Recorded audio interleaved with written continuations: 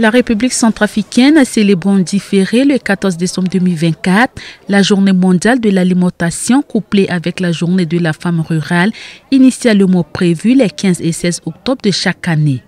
Célébrée sur le thème « Le droit aux aliments au service d'une vie et d'un avenir meilleur », cette célébration a été présidée par le président de la République Faustin Archange Touadéra en présence du bureau de l'Assemblée nationale, du gouvernement, des ambassadeurs accrédités en République centrafricaine, les représentants de la MINUSCA, les partenaires financiers de la RCA ainsi que les délégations venues de Bangui et la population environnante composée des agriculteurs, des éleveurs, des commerçants et d'autres associations.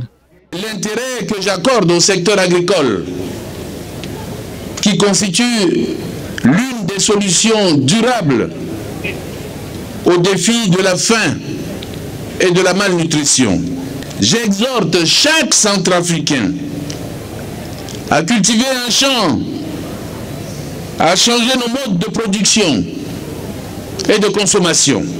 Environ 733 millions de personnes souffrent de la faim dans le monde, principalement en raison de conflits, de chocs climatiques, d'inégalités et de crises économiques. 2,8 milliards de personnes n'ont pas les moyens d'avoir une alimentation équilibrée contenant des nutritions indispensables à une bonne santé et une bonne qualité de vie.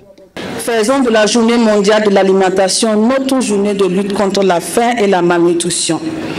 Cette journée nous invite à passer de la parole à l'action. Que nous soyons producteurs, distributeurs ou consommateurs, nous sommes tous en mesure d'agir en faveur du droit aux aliments. En février 2024, le gouvernement centrafricain et le Fonds international de développement agricole ont signé un accord mettant en place un projet dénommé « Projet d'appui aux jeunes pour une durée de 7 ans » dont le coût s'élève à 36 800 000 $ américains, équivalent à 22 100 millions de francs CFA, visant à améliorer des moyens de subsistance, de promouvoir la résilience économique et climatique, d'assurer la sûreté alimentaire et nutritionnelle des groupes cibles qui couvrira 6 préfectures à savoir l'Ombela Poko, la Lobaï, la Kemo, la Nanagribizi, la Nanamambere, Luampende et la Waka. Ça fait plaisir donc de voir tous ces efforts-là, mais de voir aussi l'appui que nous donnons en tant que système des Nations Unies, la FAO, le PAM,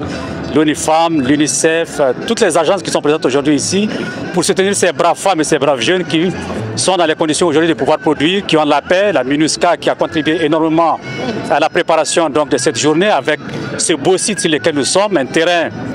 de football qui va être inauguré cet après-midi, des routes qui ont été refaites, la sécurité s'est améliorée ici. C'est donc un sentiment de fierté qui m'anime aujourd'hui en tant que DSRSD RCHC.